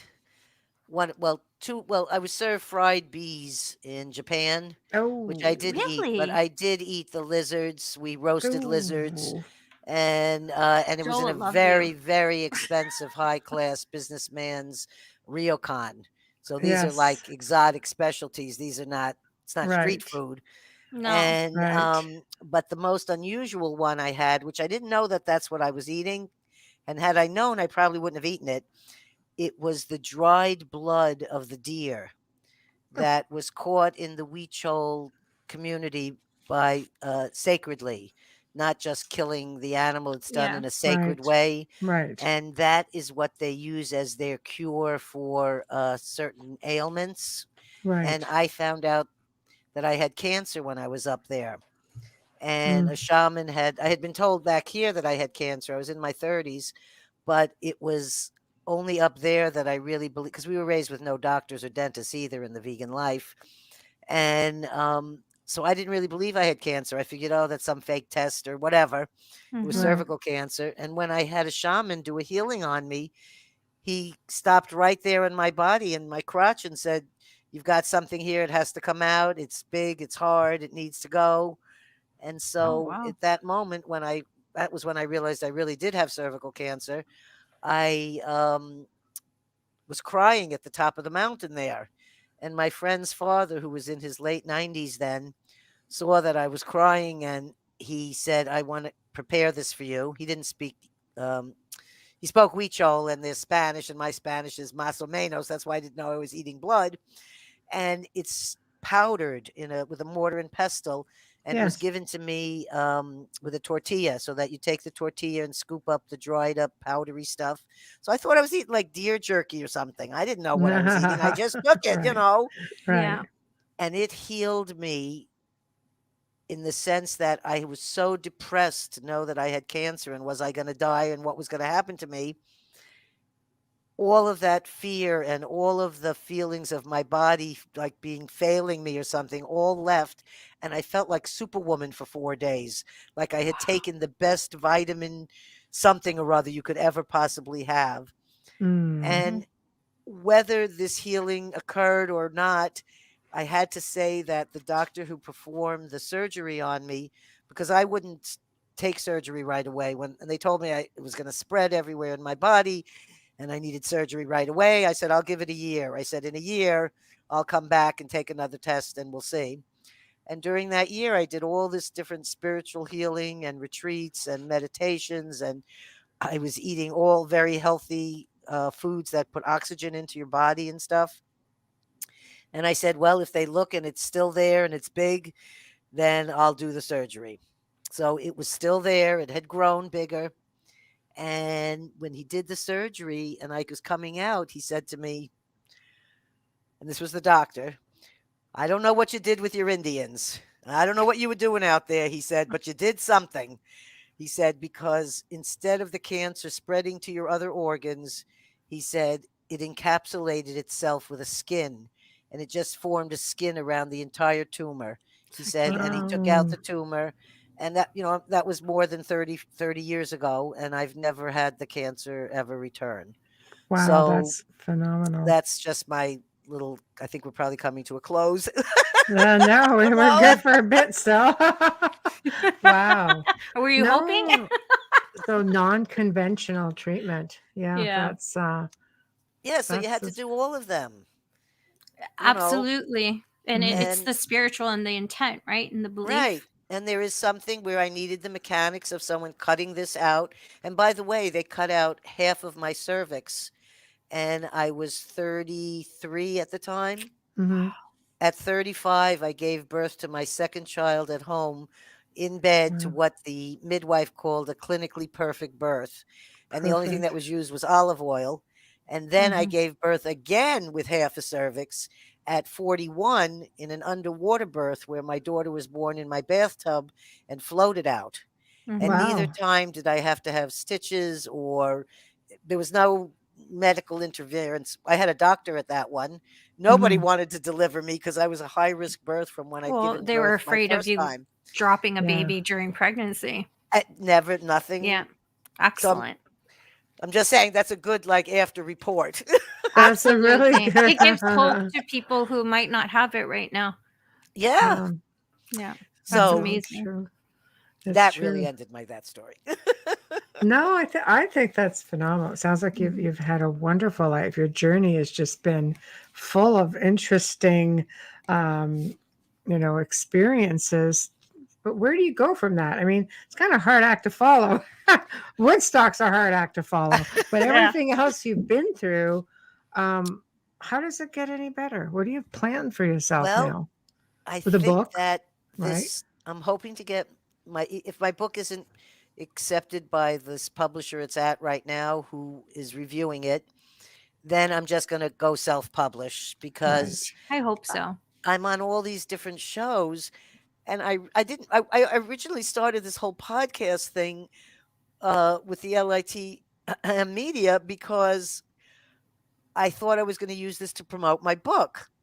And when she Right. said you're really good for podcasts, I met her in a remote viewing study group, Michelle, and I couldn't understand what she was talking about. What am I going to do? Who wants to listen to me? Why would anyone want to hear this? Well, it turns out people are enjoying hearing it, and they're actually getting something out of it. Mm-hmm. Excuse me. So if I can share stories with people and somehow it helps them to open up or Mhm. share another story or solve something inside them, and at the same time I'm also receiving all sorts of wonderful validations from people and things, I'm Mhm. creating this whole new network of people that are coming into my life through Yeah. this form I never realized I would even be doing. So There you if you go. asked me in August or July, are you going to be a podcaster? I would say, what are you, crazy? You're raising the vibration with your Oh, podcast. so I'm just happy to be touching people in whichever way it happens, and I'm only coming from like an authentic, sincere place. I'm not selling anything, and I'm just sharing stories, Mhm. and I'm enjoying meeting all these different people, and I'm hoping that it does something positive out there because we're really in need of that. You're not wrong with that. I think we do need to just raise some vibrations and, give hope. Pay it forward. I always look at it that way. When you have an ability, I've never charged for any of my services. I've worked all kinds of long hours and, you know, um, helping people because I believe that when you're given an ability, you have to pay it forward. You have to. I It, always feel selfish when I help people because I think I feel better about it than they do. I'm just like, yeah, oh, this is awesome, really. Like, I'm just yeah. so happy that, there's a good outcome. And sometimes it's sad because you're bringing somebody home that's deceased, but whatever it is, you're helping give somebody closure and answers and Missing persons and things like missing that. Yeah. persons, cold cases. It's important. And even with the malevolent cases that we do, it's so important to give people peace, Hmm. you know. And I Hope feel more like than that's a gift anything. that we were given so that we could help. Mm, You know, I always help in whichever way I can. And, in some of it, it may be those kind of things where you help with somebody who's passed on, or it may be like I bought a ton and a half of masa for all the peyoteros when I was in the Huichols so that they would Oh, have food for a long yeah. time. mm. So I feel that service, that's not what I think we're really here for. Or at least that's what Service I to feel I'm here others. for. Whatever the service is, Yeah. I raised children. I did all kinds of things participating. When my children went to school, any Huichol or shaman that was here, I brought to that classroom so that Hmm. those kids all got exposed to things they would have never seen had I not brought them there. Mm-hmm. Right. And some of Right. them, they're all adults now, and some of them say, I'll never forget when you used to pick us up. There was always people in different color clothing dressed in your car. That's okay That's a though. great That's experience. culture, kids. That's you culture, know, damn straight. Yeah. it's true. It's true. Everything's so regimented. But no, I think it is about service to others. There's too much service to self individuals out there. And Yeah. I think it is really important to serve others and to continuously pay it forward. I've had people say to me, well, I want to repay you somehow. And I'm just like, pay it forward to someone else. That's how you can repay. Pay it forward. No matter how small, just do that. And I think with that being said, if everybody did even one good gesture every single day, everyone just one little thing. Can you It's imagine? abundance, and it makes more abundance. Yeah, Yeah. exactly. I just want to give a shout out to Sherry because Sherry, you help a lot of people as well. Ah, yes. You do a lot Yes, and we love exactly. you. No, Yeah. exactly. So thank you. You're very, very, you're very sweet. Thank you. It's a nice compliment. But you know what? I think, with that being said, we can agree to disagree. Some people out there, I don't begrudge anybody for doing, being gifted and doing what you need to do. We No. are all on different journeys. We all have different paths, and that's where we leave it. Right. Oh, no, I don't judge for, there are Yeah, people that yeah, it's their bread and butter, what they're doing, and yeah, they need to do that. And yeah, that's their energetic exchange. I'm just Yeah. saying for me, my yes, personal thing, yeah, and it was from being raised by my dad saying over and yep, over again, don't ever do that. Don't yep, ever do that. Yeah. And so that's my, just like being told, brush your teeth. exactly. Yeah, I understand that. I understand that completely. I remember when I started this and I was just doing just the readings like people start a little bit because I really shut down when my daughter was growing up to keep her protected. And I remember not being able to take money.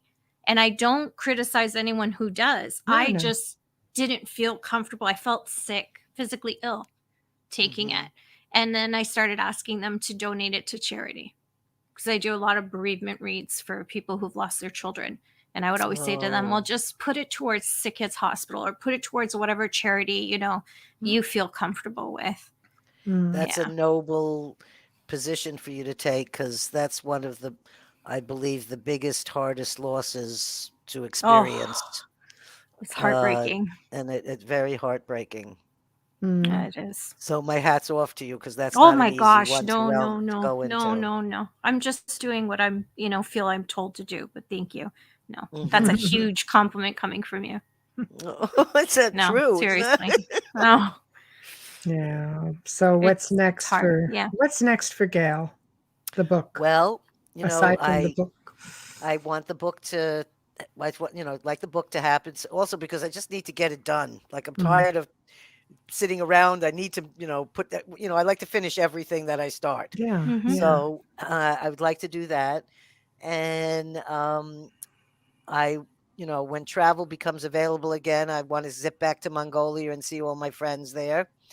I would like to travel to other places in the world because Yeah. that's such a you were talking about things that make you more open, whether it's abductions or what happens to that. Yeah. When I travel to places that are very ancient, old Mhm. places, and I'm sure the both of you have the same experience as Yeah. well as others, those open me up more. Mm. Everything, when you go into an ancient Mayan temple or the ruins, and or I laid in the king's something or other inside the middle of the Giza pyramid. Me And too. yes, did you lay in that I know the stone one. thing? Yes, yes. You know, I uh, love it. that brought sound that came out of me that I've never been able to duplicate, or I don't even know You're where the not the sound first came person from. to say that.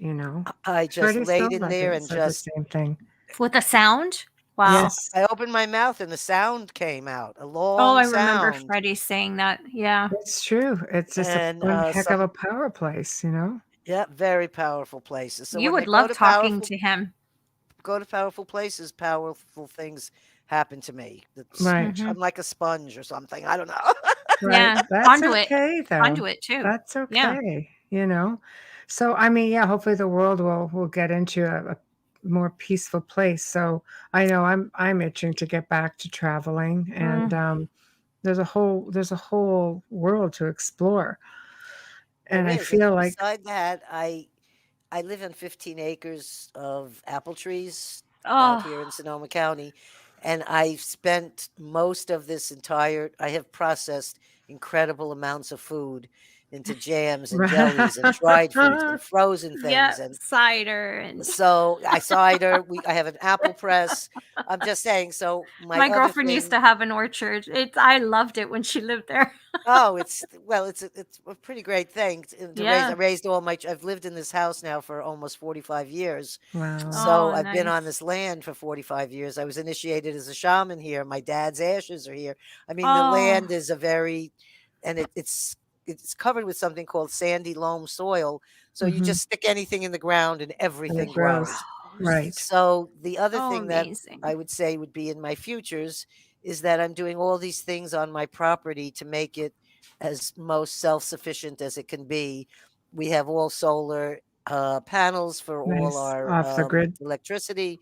Yeah. We have only wells. There's no city water out here. So Mhm. Mhm. I've put in more storage tanks and, so I'm doing things and learning about what I can do to also leave food here growing for the next, whoever planted those Right. apple trees that we enjoy.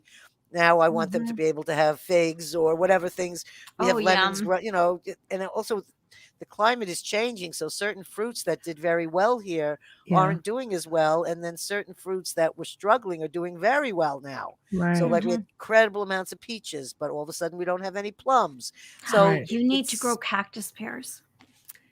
I do. Which I ones? just got that in my head. I don't know. I just Oh, the got you cactus need pear, the purple ones that grow up. My yeah, son that you loves eat. those. Yeah, you Yes, need to grow those. they grow here very well. Oh, Right. There you go. I mean, I see people where, the whole side of their front yard, and you yeah. see tons of that fruit on it. The only time I ever saw them in person was in Italy because it was my grandfather had an olive grove and we had nuts and stuff like that he had Yeah. grown in grapes, and I saw the cactuses because I love cactus pears, but to pick them, not so much. Oh, Right. you need really good gloves. All But steel like meat handler butcher gloves because the thistles, the thorns are like this big. the Yeah. other thing that's we grow here, we have walnuts, and that it is the area, walnuts, persimmons. I planted grapes, so I make all this Concord grape jelly. So Yeah. whenever someone's a guest on my show, they get a homemade banana nut bread and a jelly Very that I nice. send them. I'm coming. Very nice. I We have a just saw a couple. question about what Yeah, the King's Chamber we was have a couple of originally. questions for you. So that's the Yeah. first And one. I just, because of these internets, I met someone from Egypt, an Egyptian professor who taught here in the United States. And I wish I could remember what he told me because I can't answer the question because I can't remember. But he did tell me what the chamber was for. Oh, you don't remember? You have to. Do you have your podcast in archive? My podcast, the ones that he's not coming on until I interview him next month. Okay. The Okay. Egyptian, and we're going to do a whole hour and a half about the history because There you he's go, been Dave. sending me, about how they had the giant ceremony Yes. of the opening of the The New Luxor of Cairo Museum. all the Sphinx. Yes, that's right. And maybe when you were there, I don't know what year you were there, but I was there in 2010, and we Yeah. were just walking the streets and seeing everything just, all being Just dug up. starting. So to be able to have somebody I don't even know, but I met him because of this, send Fantastic, me isn't it? these. Yeah, he heard me on some show and contacted me. And then I said, "How about coming on my show?" And he said, "I've never been on one." I said, "I think it would be great fun." And so he's been Right. sending me the material and the photos, and it's going to be a fascinating show Sounds about like it. the Yeah. history of different parts of Egypt. Very Right. cool. That's beautiful. That's beautiful. Okay, here's a paranormal question for you. I'm doing an investigation in Radisson, a 10-year-old child spirit who loves hide and seek. Any advice on how to get his confidence to come forward? Gail isn't a I researcher, but as a medium, I would think that I was just thinking exactly that if he were to have a medium go with him to this place, and the first thing that comes to mind to me is if the person that went there could be in a childlike spirit way themselves.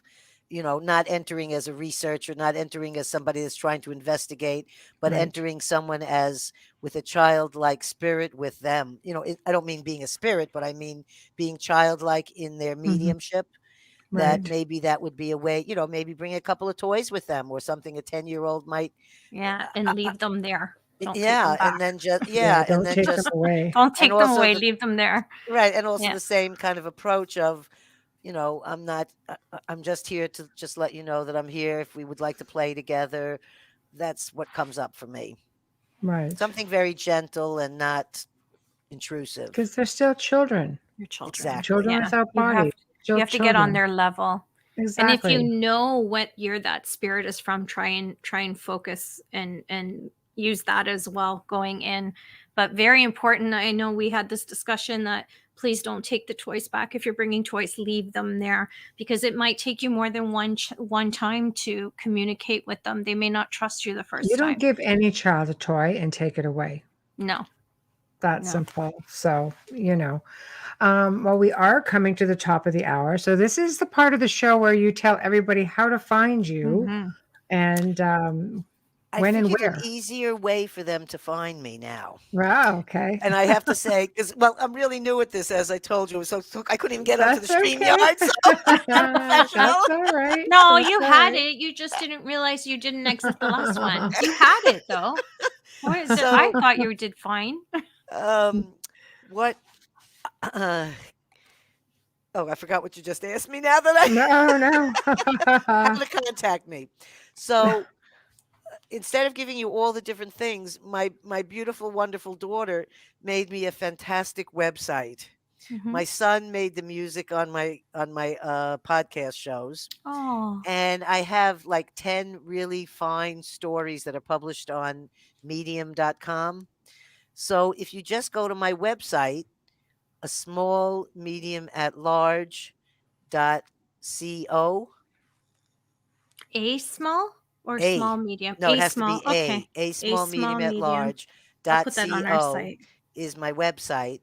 And there they can see all the shows I've been on. And like if you send me a link to yours, I'll put it on my Sure, website. we will. Yeah. And also, if anyone wants to see the different, I've done a lot of podcasts, but we're only releasing 2 a month.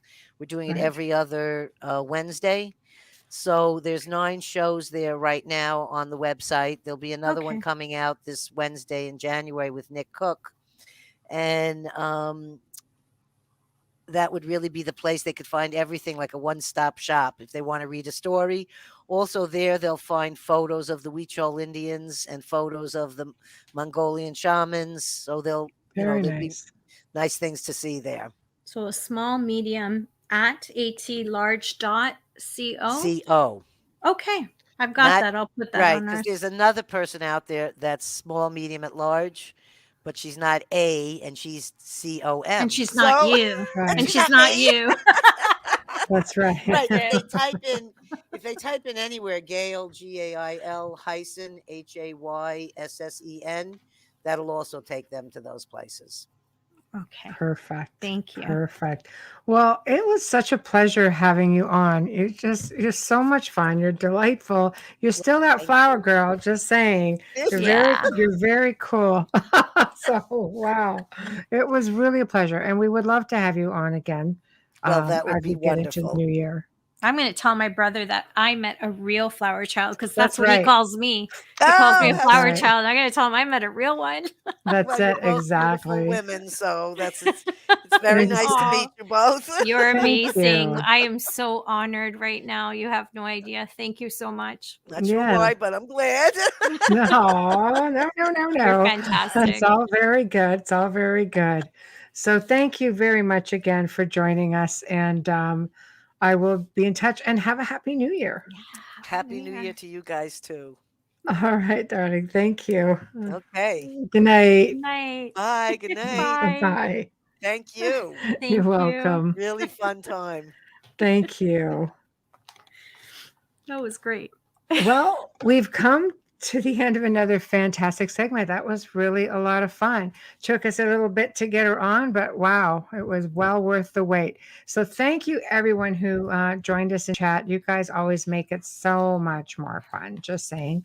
And we do look forward to your comments. And of course, thank you to Gail Hayssen just for being awesome. She's just really, really wonderful. Huge thank you to Folgers Coffee, who sponsor us each and every show. Huge thank you to Dr. Snick, aka Justin Snicker, for providing us with your music and your voice for our intro and outro. Please remember to stop by our station's YouTube channels and subscribe. That would be International Public Radio, UFO Paranormal Radio, and UFO Gods and Extraterrestrials. Say that all in one breath. So subscribe. Head on over to Facebook, of course, and find us on the Outer Realm and show us a little love by giving us a like. And if you're looking to be on the show, or someone you'd want to see on the show, I only respond to people who email. I can't do it via all the social media. There's just too much. So please just go to the outer realm contact at gmail.com. The outer realm contact at gmail.com. Tomorrow night, we welcome for the very first time Robert Lindsay Milne.